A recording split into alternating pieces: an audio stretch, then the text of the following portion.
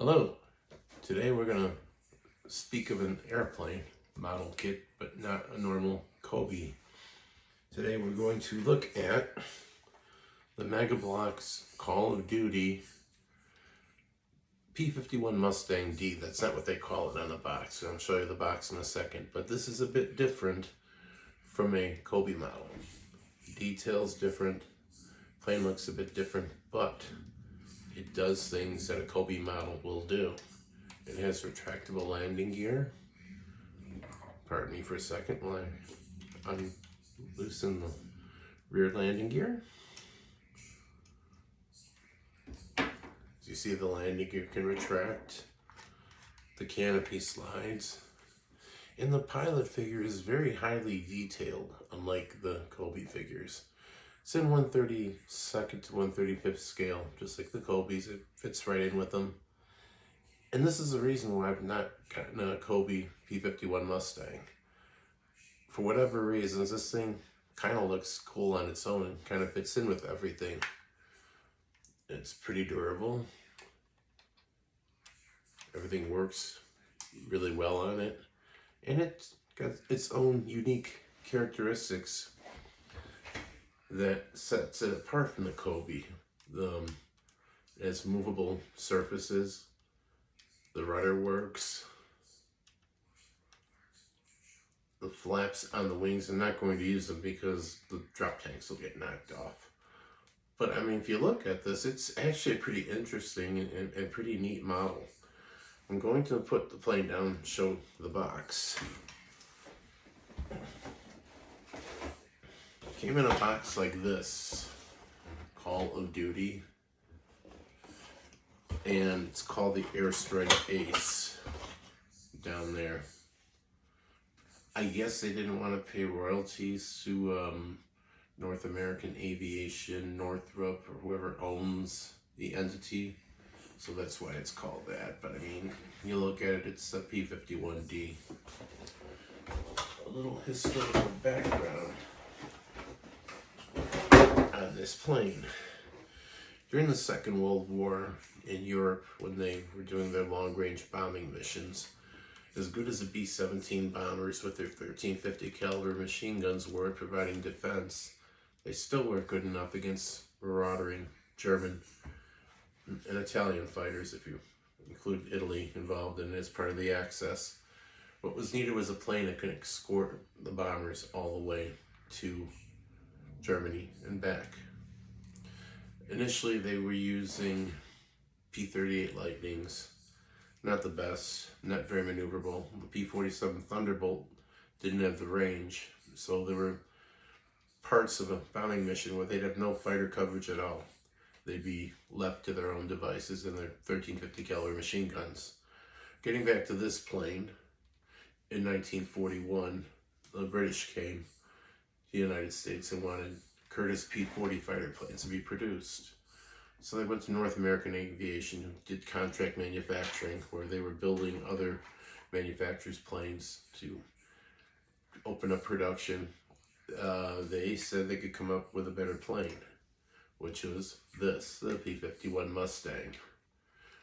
The original Mustangs that came out had the same Allison V1770 engine that the P40 and the P39 had, which limited its abilities at higher altitude and restricted it to low altitude flying and top speed of about 390 miles an hour, which is still fast, but I mean, it's limited. In order to escort bombers long distances, you needed a really good supercharged engine that can do high altitude flying. Well, when the British had the P-51, they experimented putting the Merlin Rolls-Royce engine that was in the Spitfire, the Mustang. And voila, not only did it increase its speed, it went from 390 to, in this particular one, 437 miles an hour. And this plane is able to operate up 40,000 feet in that area where they can escort and be with the bombers. And being that it's a two-stage supercharger, I mean, there are no issues with acceleration and being able to go. The plane is extremely maneuverable, and when paired with a Merlin engine, it was, I mean, superb as a fighter plane. The thing that made it even better was these drop tanks. By adding the drop tanks to this plane, it could go all the way to Germany and back and stay with the bombers the whole way. This version, the D. So this was mass produced, and when you see this plane in movies and things about World War II, they usually show this one, the bubble top D version, as the one. Now, the history part out of the way, this is actually a pretty good model. It's kind of bridging the gap between a Kobe model, like the Spitfire,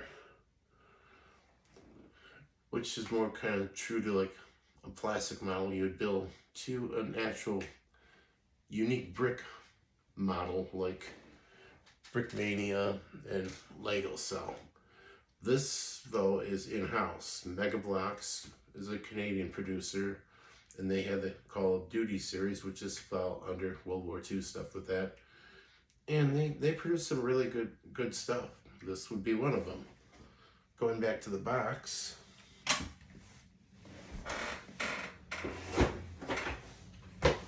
pretty kind of basic, not as bright and cheery as a Kobe.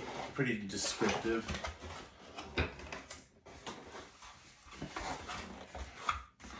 Came with decent instructions.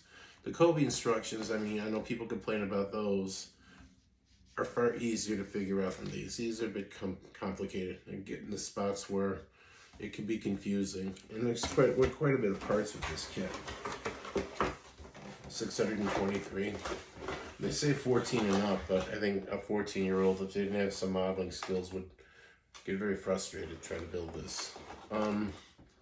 The reason I got this, Toys R Us was going out of business. The price dropped big time. These are very expensive. I mean, they were not reasonably priced like the Kobe in relation to dollars today if you'd go to buy. These were kind of pricey, so I didn't have as many. I built the Harrier jet that they had, this, a tank, an armored personnel carrier, a couple other things. But what makes these is the detail on the figures.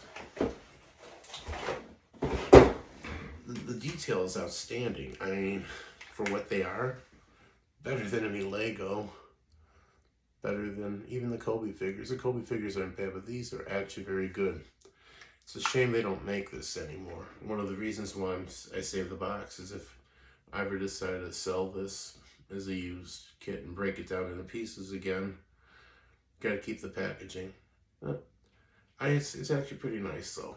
Like I said, if you could find one, you might find a used one on eBay or on Amazon. They're worth a buy. A little bit more in terms of skill level to put together, but once they're completed, they're pretty durable and they make kind of a nice thing to have. So thank you for checking this one out. I'll be putting some more videos up soon, but hope you enjoy this. And once again, it's the Call of Duty Airstrike Ace P51 Mustang. It's another kit that you may want to check out. Thank you and goodbye.